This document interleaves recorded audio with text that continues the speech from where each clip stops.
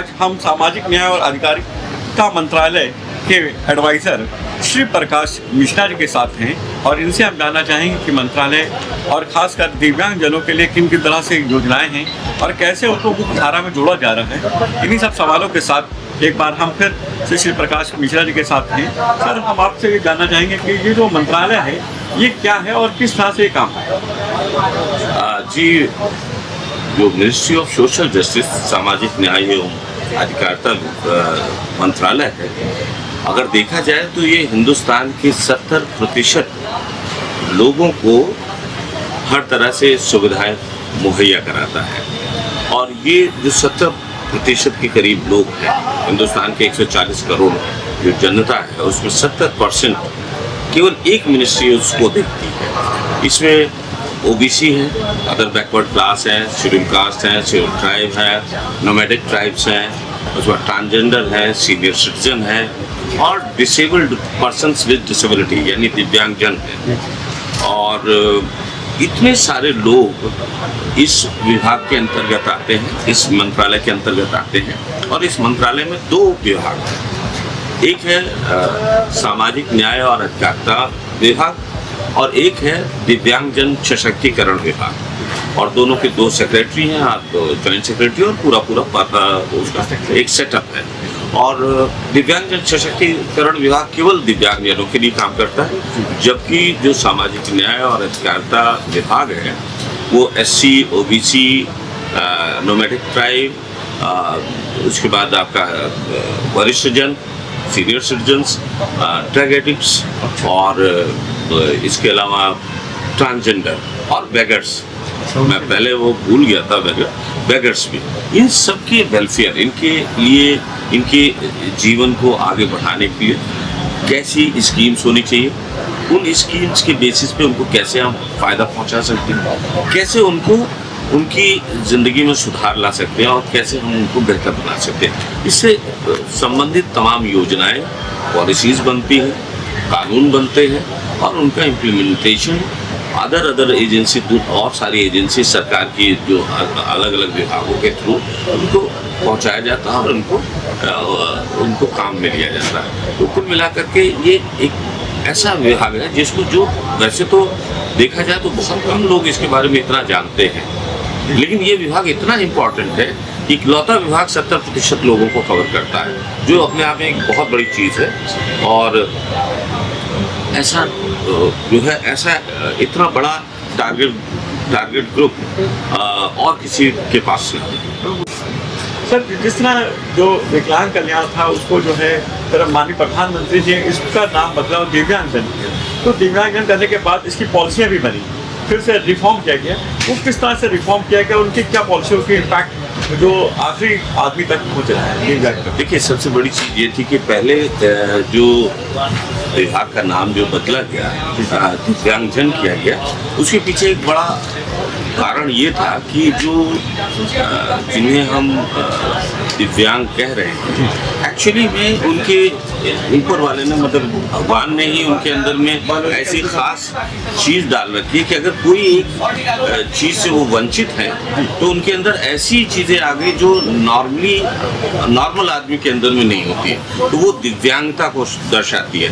यानी मतलब आप सोच सकते हैं कि एक आदमी जिसकी आंखें नहीं है, देख नहीं सकता, वो पेंटिंग भी बना ले, बहुत अच्छा गाना गा ले, और जो लोग जिनके हाथ और मैं आपको बताऊं, एलेम्को में एक सरिता द्विवेदी करके, यहाँ एलेम्को के ब्रांड एम्बेसडर भी हैं, बना दिया गया उनको कानपुर में, वो उनके दोनों हाथ नहीं है और वो इतनी बढ़िया पेंटिंग बनाती हैं अपने पैर से कि वो पेंटिंग इंटरनेशनल मार्केट में जाती है। और उन्होंने अपने लिए एक व्हीलचेयर बनाई है, खुद बनाई है। वो ऐसा डिज़ाइन किया कि जिसको वहाँ पर जो है उन्होंने कमर्शियल पर्पज से अब उसको यूज़ करने के लिए उस मॉडल को लिया है। तो कहने का मतलब ये है कि आप देखेंगे कि जिन्हें हम दिव्यांग कह रहे हैं या सोचते हैं कि इनमें कुछ कमियां हैं, एक्चुअल में उनकी कमियां उनके लिए एक वरदान साबित हो रही है। तो एक तो ये नाम बदलने के पीछे दिव्यांगता, क्योंकि विकलांग शब्द जो है वो अपने आप में एक ऐसा शब्द है जो आदमी को नीचा दिखाता है, उसमें कोई कमी दर्शाता है। उस कमी जबकि उसके अंदर कमी वो होते हुए भी उस कमी को के ऊपर उसके पास ऐसे वो चीजें हैं अलग से ऐसी, जैसे कहते हैं ना छठी इंद्री जागृत हो जाना, वो छठी इंद्री की तरह उनका हो जाता है। तो उससे क्या है कि जो पूरा उनका जो प्रेजेंटेशन है, जिस तरह से वो काम करते हैं, जिस तरह से उनकी चीज़ें आती हैं। अब आप यहीं देखेंगे ये दिव्य कला मेला लगा हुआ है, इसमें आपको कई ऐसे दिव्यांगजन मिलेंगे जो ऐसी ऐसी मूर्तियाँ, ऐसे ऐसे कलाकार, ऐसी कलाएं और हस्तशिल्प इन चीज़ों को करते हैं कि जो नॉर्मल आदमी वैसा शायद ही बना पाए। तो ये एक स्पेशल क्वालिटी है, स्पेशल एबिलिटी है। इस एबिलिटी की वजह से हम उन्हें दिव्यांगजन कहते हैं। तो एक तो ये था। दूसरा ये है कि दिव्यांगजन विभाग जब ये नाम बदला गया तो साथ ही साथ जो कैटेगरीज थी, दिव्यांगता की कैटेगरी पहले 7 होती थी। 7 तरीके के लोग ही जो है दिव्यांगता की कैटेगरी में आते थे, वो अब 21 तरीके के, तो यानी 3 गुना बढ़ गए। तो अब जैसे एसिड अटैक सर्वाइवर हैं, डॉर्फ हैं, बौने लोग हैं, ये सारे लोग दिव्यांगता की श्रेणी में आ गए। तो अब इनको प्रोटेक्शन ये है कि गवर्नमेंट की जो स्कीम्स है उसका फायदा मिलना शुरू हो गया। तो पहले क्या था, जो ज़्यादा जिनमें दिव्यांगता का परसेंटेज बहुत होता था, या कुछ कैटेगरीज थी जिनको ही जो दिखने में ऐसा था तो उनको ही रखा गया था, अब वो बढ़ा दिया गया। तो 21 हो जाने से क्या है कि एक तो बहुत ज़्यादा लोग उसमें शामिल हो गए, नंबर 1। नंबर 2, उनको एक सरकार की तरफ से एक प्रोटेक्शन मिला। नंबर 2, नंबर 3, जो लोगों में एक विचारधारा थी, एक सहानुभूति दिखाने की कि भाई ये विकलांग है या ये वो है या दिव्यांग, जो उस पहले का जो विचार थे वो धीरे धीरे अब कम हो रहे हैं। वो परसेप्शन ही बदल दिया दिव्यांगजन कहते ही। जब दिव्यांगता की बात आती है, दिव्यांगजन कहा जाता है, तो वो परसेप्शन बदल जाता है कि ये कोई कमज़ोर आदमी है, वो वीक नहीं है, वो मजबूत है वैसे ही जैसा एक नॉर्मल इंसान हो सकता है। बल्कि उसको ऊपर आने अलग से ताकत है, वो आपसे बेहतर है। बिल्कुल, वो आपसे बेहतर है और वो कुछ ऐसा कर सकता है जो आप शायद न कर पाए। तो ये एक खास बात हुई।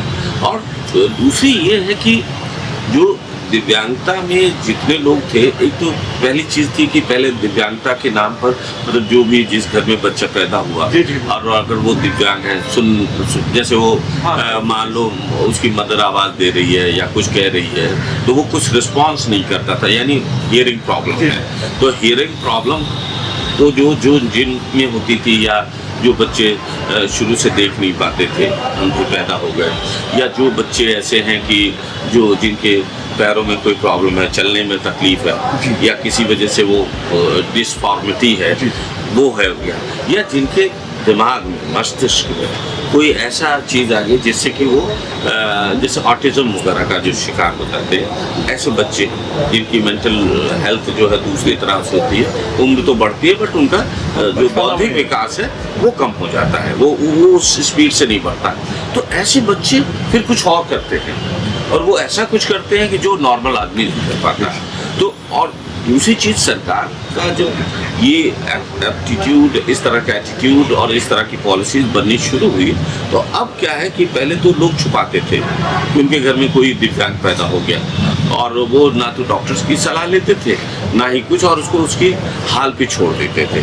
तो बहुत सारे ऐसे भी केसेस आए जिसमें परिवार के लोगों ने ही अपने बच्चे को कहीं अनाथ आश्रम या कहीं छोड़ दिया।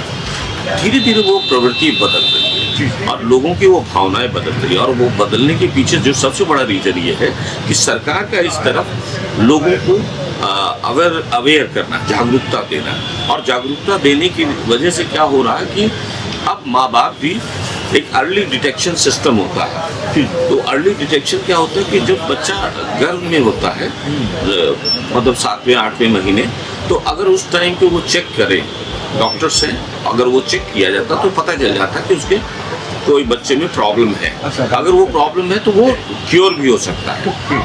तो वो पहले पता चल जाने से वो उसको क्योर किया जा सकता है। तो एक तो ये सिस्टम हो गया कि अब वो क्योर भी होने लगे। दूसरा ये है कि जो बच्चे पैदा हो गए और दिव्यांग हैं, तो अब उनको आगे ज़िंदगी में वो कैसे अपने इंडिपेंडेंट हो पाए, उनको किसी सहारे की जरूरत न पड़े, तो सरकार दिव्यांगजन सशक्तिकरण विभाग इस दिशा में सबसे ज्यादा काम कर रहा है कि लोग जो दिव्यांगजन है उनको इस तरह सशक्त किया जाए कि उनको किसी के ऊपर डिपेंडेंसी न रहे, चाहे वो इकोनॉमिकल लेवल पे हो, चाहे वो फिजिकल लेवल पे हो, या किसी तरीके का हो। तो वो उनको खड़ा करने के लिए वो कोशिश जारी है। और उसमें हम पेरेंट्स को, जो माता पिता है उनको, जो केयर गिवर है, जो उनको सपोर्ट सिस्टम, जैसे मान लीजिए किसी बच्चे में पैरालिटिकल है, पैरालिसिस है, या किसी बच्चे में दूसरे जो है ऑटिज्म की शिकायत है, तो उनको जो सरकार की तरफ से ऐसे तमाम नेशनल इंस्टीट्यूट हैं हमारे पूरे हिंदुस्तान में, जो एक एक डिसेबिलिटी पे काम करते हैं, उस पर रिसर्च भी करते हैं, उससे रिलेटेड जो नई चीज़ है, नई टेक्नोलॉजी, नई रिसर्चेज, और उसके बारे में लोगों को पढ़ाना, बताना, तो वो ट्रेनिंग भी देते हैं उन ट्रेनर्स को, जो जाकर के बाद में बच्चों को उनको ट्रेनिंग दे बढ़ा सकते हैं जी। तो वो एक तो वो काम हो गया, और दूसरा ये है कि लोगों में अब वो समाज में भी वो चीज़ें धीरे धीरे बदल रही है। तो सर दिव्यांग जनों को किस तरह से फाइनेंशियली, क्योंकि सबसे बड़ा सवाल ये होता है कि उनको किस तरह फाइनेंशियली स्टेबल किया जाए, इंडिपेंडेंट किया जाए, उसके लिए किस तरह से सरकार ने योजनाएं बनाई और किस संस्था के माध्यम से इसको रिफॉर्म कर रही थी?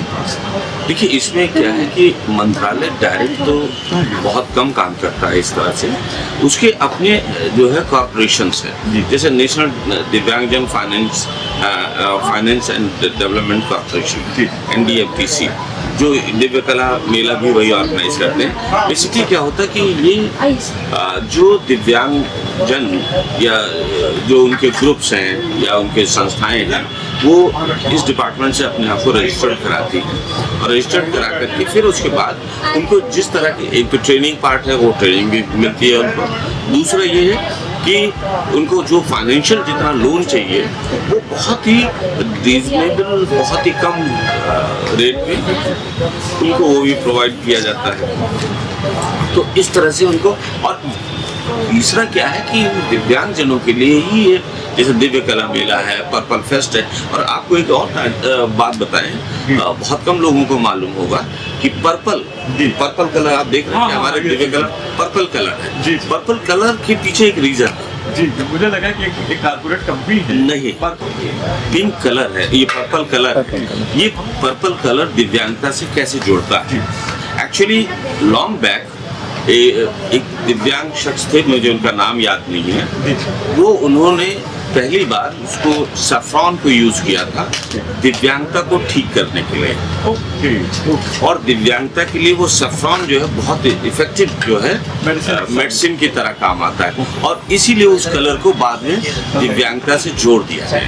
ये एक उसकी खास बात थी, और यही वजह है कि हमारे जितने भी दिव्यांग जनों के लिए जो भी कार्यक्रम होते हैं या जो भी मेलाज होते हैं, और हम लोग पर्पल फेस्ट भी इसीलिए ऑर्गेनाइज कराते हैं, वो इसी पर्पज से होता है कि वो दिव्यांगता को शो करे, उनके प्राउड को फील कराए, उनको प्राउड फील हो। तो ये उनके लिए गौरव भी है, गौरव का रंग भी है, उनके मेडिसिनल प्लांट भी है ये उनका, और ये उनसे रिलेट भी करता है, इसीलिए ये पर्पल कलर की है। मैंने इसलिए सोचा सर, क्योंकि एक पर्पल फूड के नाम से एक कारपोरेट घराना है, उसने पर्पल के नाम से बहुत सी चीज़ें बना रखी, कारवा वगैरह जैसे आपने, तो वो सब उन्हीं का है। तो मुझे लगा कि शायद नहीं, ये वो शायद कारपोरेट हाउस तो बाद में पैदा हुआ होगा, पर दिव्यांगता तो एक बहुत साल, मतलब जब से इंसान पैदा हुआ इस धरती पर, युग की उत्पत्ति का कह लीजिए, तब से वो कहीं ना कहीं है डिसफॉर्मिटी, लेकिन वो उसको पर्पल से रिलेट इसीलिए कह रही क्योंकि मेडिसिन के तौर पर यूज है। यहाँ से एक सवाल, क्योंकि आज की तारीख में टेक्नोलॉजी बहुत अपडेट हो गई है, साथ ट्रांसफॉर्मिंग बहुत तेज़ी से हो रही है, तो ये दिव्यांगता में हम किस तरह से ये जोड़ देख सकते हैं कि जो टेक्नोलॉजी का ट्रांसफॉर्म कितनी तेज़ी से हो रहा है और उसका क्या इम्पैक्ट हर दिव्यांग तक पहुँच रहा है? देखिए, इस क्षेत्र में बहुत सारा काम हो रहा है। एक तो जो व्हील चेयर्स वगैरह हैं, उनके मुंह जिनको लोकोमोटिव डिसेबिलिटी है, उनके लिए अब ऐसे एआई बेस्ड जो है व्हील चेयर आ रही है। एआई बेस्ड होने की वजह से क्या फायदा है कि वो टेरेन को समझ के जिस टेरेन पे चल रही, जहाँ भी वो मूव कर रही, वो उसके हिसाब से अपने आप को उसको मैनेज कर लेती है। तो जो आदमी उसमें बैठा हुआ है, जो दिव्यांगजन बैठा हुआ, उसको ज़्यादा तकलीफ ना हो। और इसी तरह चश्मा आ रहा है, अभी चश्मा उसमें शायद रिसर्च भी हो गई और प्रधानमंत्री जी ने एक फंक्शन में वो चश्मा एक ब्लाइंड को, मतलब जिसकी विजिबिलिटी 80% 70% नॉन विजिबिलिटी है, मतलब जिसको दिखाई नहीं देता 80% तक, 20% केवल दिखाई दे रहा, वो चश्मा पहन के उससे स्मार्ट, वो कहा गया स्मार्ट चश्मा है, वो पहनने से उनको वैसा ही दिखने लगता है जैसा एक नॉर्मल इंसान को दिखने लगता है। तो ये सारी चीज़ें अब एआई बेस्ड हो गई। आर्टिफिशियल इंटेलिजेंस और एचआई, ह्यूमन इंटेलिजेंस, इन दोनों की मिक्सिंग से एक नई दुनिया तैयार हो रही है। और ये जो दुनिया तैयार हो रही, ये दुनिया दिव्यांगजनों के लिए एक बहुत बड़ा बदलाव लेकर के आएगी। बट थोड़ा सा भी टाइम है, क्योंकि इतनी जल्दी अभी एआई को इंट्रोड्यूस हुए ज़्यादा टाइम नहीं हुआ, और वो उपयोग में आने में भी अभी थोड़ा टाइम लगेगा। अच्छा, तो इसके लिए तो इंडिया में जैसे बहुत से कॉर्पोरेशन हैं, जैसे एलेक्को, इस तरह का कितने मतलब कॉर्पोरेशन दिव्यांगजनों के लिए काम कर रहे हैं, और उनके रिसर्च एंड डेवलपमेंट किन किन सेक्टर्स पर? देखिए, हमारे यहाँ एक तो जैसे एनडीएफबीसी है, एक तो ये है नेशनल दिव्यांगजन फाइनेंस एंड डेवलपमेंट कॉर्पोरेशन, दूसरा एलएमको है जो इक्विपमेंट बनाता है, चाहे वो हियरिंग एड हो, चाहे वो वॉकिंग स्टिक हो, चाहे व्हील चेयर्स हो, चाहे वो उनके लिए जो भी रिलेटेड है, वो ब्लाइंड के लिए चश्मा वगैरह, वो सारी चीज़ें बना रहे हैं। तो और उसमें नई नई टेक्नोलॉजी, नई नई रिसर्च हो रही। इसके अलावा हमारे नेशनल इंस्टीट्यूट हैं ऑल ओवर इंडिया में, जो एक एक दिव्यांगता के क्षेत्र में वो अपनी अलग से रिसर्च, उसके ऊपर ट्रेनिंग, उसके ऊपर उस पर क्या और कर सकते हैं, वो सारा कर रहे हैं। तो कितने इंस्टीट्यूट? 8 नेशनल इंस्टीट्यूट हैं, उनके अंदर सीआरसी और सीआरसी तो बहुत है, 32 के करीब होंगे। तो वो कंपोजिट रीजनल सेंटर्स बोलते हैं, तो वहाँ भी यही सब पढ़ाया जाता है, उनका कोर्स बनता है। तो जो नेशनल इंस्टीट्यूट है वो उसका कोर्स, सिलेबस, ये सब तैयार करते हैं, और फिर सीआरसी उसको इम्प्लीमेंट करती है। तो इस तरह से कुल मिलाकर के बहुत बड़ा सेटअप अब धीरे धीरे तैयार हो रहा है, और ये और एक्सपेंड हो रहा है, क्योंकि दिव्यांगता के क्षेत्र में बहुत काम हो रहा है। और मुझे लगता है जब से प्रधानमंत्री जी ने इस दिव्यांग विभाग को देखना शुरू किया है, और बदलाव की ब्याज मुझे लगता है सर सिर्फ वहीं से शुरू हुई है, एक बड़ा टर्निंग पॉइंट हुआ है। तो इन्हीं सब सवालों के जवाब के साथ आपका बहुत बहुत हम तहे दिल शुक्रिया अदा करते हैं मिश्रा जी। साथ ही साथ हम फिर आपसे किसी दिन एक नए पॉडकास्ट से मुलाकात करेंगे कुछ नए सवालों के साथ। थैंक यू, नमस्कार।